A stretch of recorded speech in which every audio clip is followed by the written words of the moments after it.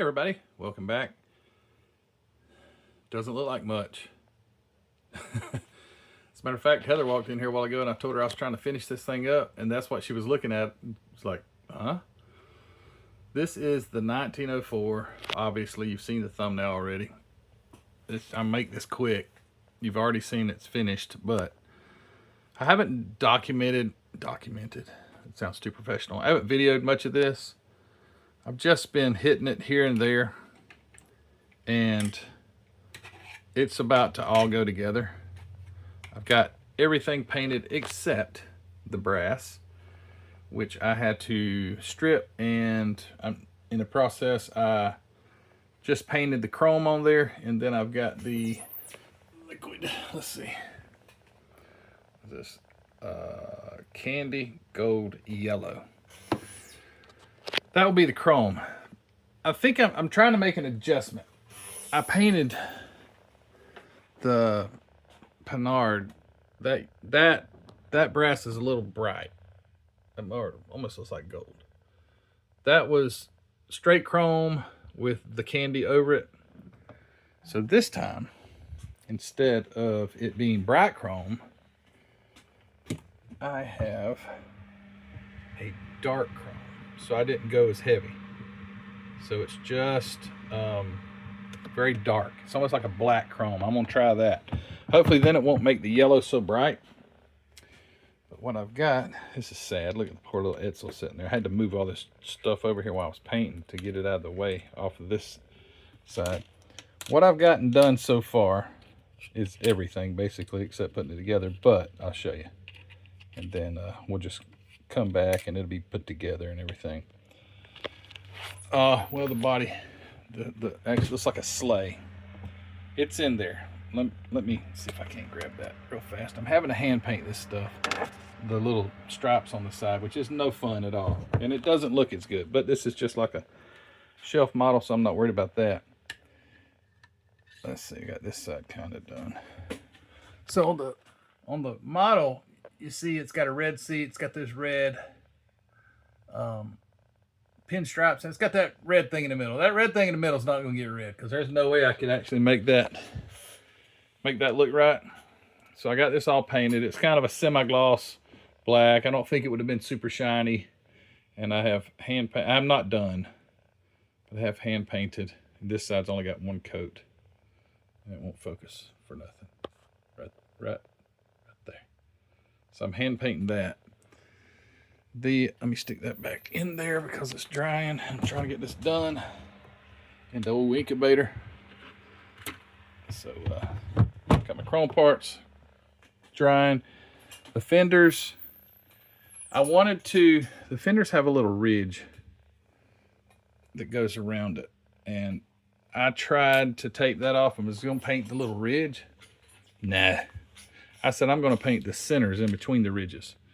So I taped off the fenders, painted the center part of the fender red. I think that's going to look pretty neat. Got the wheels painted. I got a couple lug nuts painted on there. I just dry brushed my seats a little bit, try and give them some life.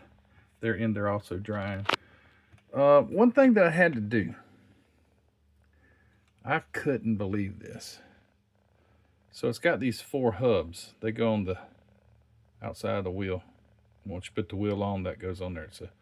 It's a hub, dang it, with like a hex nut on the end so they could tighten it, right? Well, there's only 3. And this is clear because it used to be brass, and they just used clear. For some reason, they used clear or translucent material for that.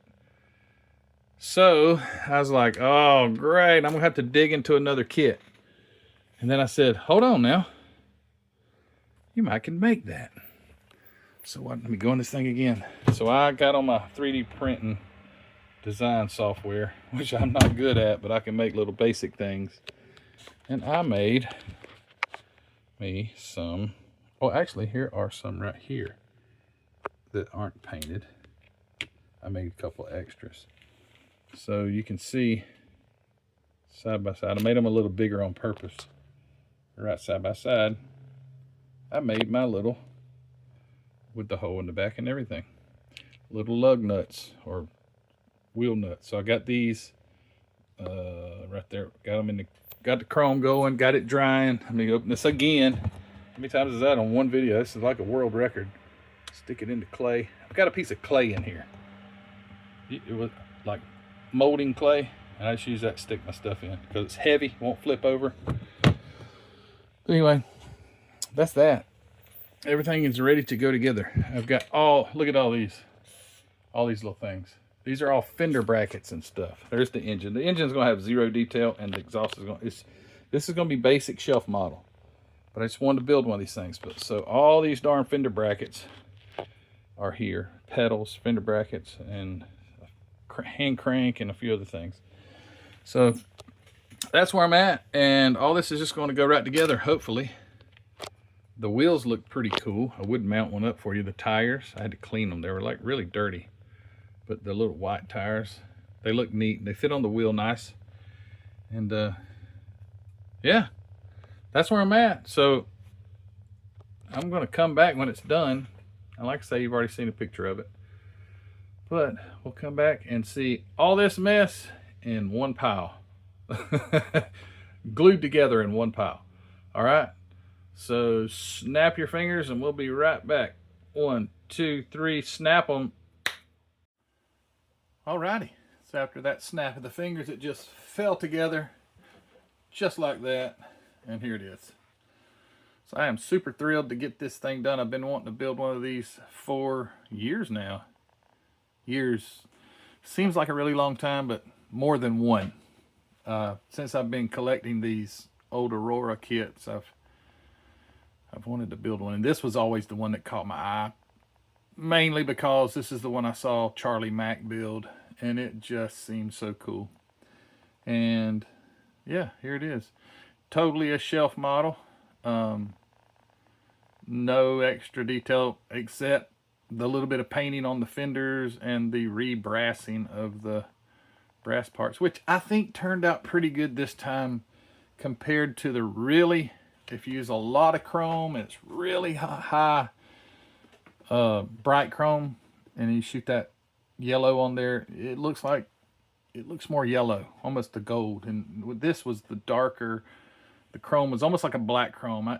Obviously you spray gloss black, which I use the AK base black, or black base. It's super glossy, and I misted the chrome on there. It was nice and chromy, but it was on like a black chrome. It didn't have much, but it was super nice. And then I shot that yellow on there, and I did that with the steering lever.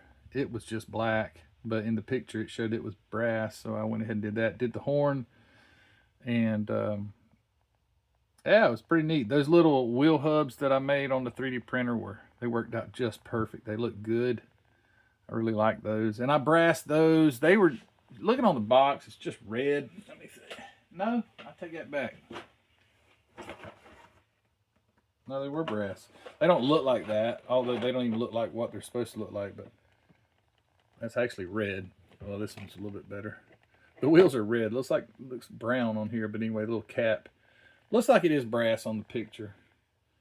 And there's more pinstriping on this thing than... It had like pinstriping around all those little teeny pinstripe. I mean, I don't know how you could do that. But anyway. And the reason I went ahead and hand painted these things, the red swooshes, I was looking on eBay the other day. I always like to look to see if any of these are available. And there was one, but it was started. And somebody had hand painted those. And I thought, you know what?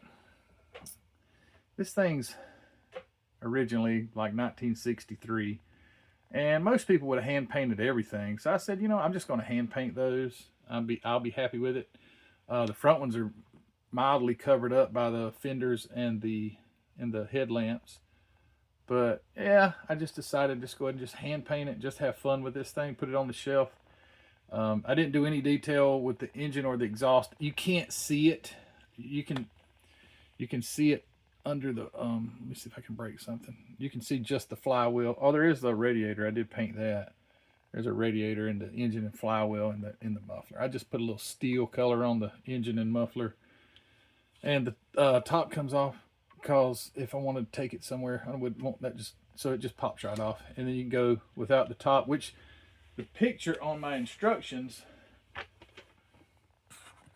shows him driving it with no top. It actually has a back seat. Check that out. Huh. Yeah, that one has a back seat like the modern golf carts. You know, you can ride around with the front fender also just swoops up on this, and these have a little bit of forward sweep to them. I don't care. That's fine with me. And the headlamps are a little smaller on this compared to that. But all in all, I think it was fun as heck. The wheels look a little bigger too. Maybe there was different options. I don't know. Anyway, that's a real car. And I've looked at pictures of the real ones. They are so neat. I watched a video of one guy, how hard it is to even start this thing. He had a time getting it started. There's the crank lever right there on the side. That's where you would start it. And yeah, just you spin it over, and it's got that big old flywheel. Well, you can't see it right there, but it's got a big flywheel that mainly a counterweight because it's a single cylinder engine, and it just looked like a miserable car to drive, really, but it would still be fun. I did do a little bit of dry brushing on the seats to give it more of a leather look. I don't know if I succeeded, but I did a little bit of dry brushing on there just to give it a little bit of life, because it was just black, and you know, I wouldn't have liked that. So I took some gray and just dry brushed it over there, and then after that I painted the little buttons, and they probably wouldn't have been painted, or they probably would have been black, but it's my car. Yeah, man, fun as can be. Glad I got to build one finally, and hope you guys like this. I know this isn't the like the category of cars that most people, at least that I know, like to build. Let's see if I can get this back in there. I know most of you guys like your street rods and stuff like that, which I do too. But I'm more fascinated with these early automobiles because they had to figure it out, man. If it wasn't for these guys, you wouldn't have your 70 Hemi Cudas and 429 Boss Mustangs and stuff like that, because these guys had to come along before that and pave the way of how an automobile works. I mean, I just find it fascinating. I've said this before. My uncle, which has passed away now, he was an inventor. To a certain degree, he had, well, I'll just say he spent years on trying to get a basically sort of a perpetual motion machine. Free energy, basically, is what it was once you get it started. And man, he had some neat stuff. And he told me the hardest thing was to build something, being the first guy to do it, is you don't have any instructions. So you have to figure it all out on your own. And that's what I relate to the people that started these early automobile companies.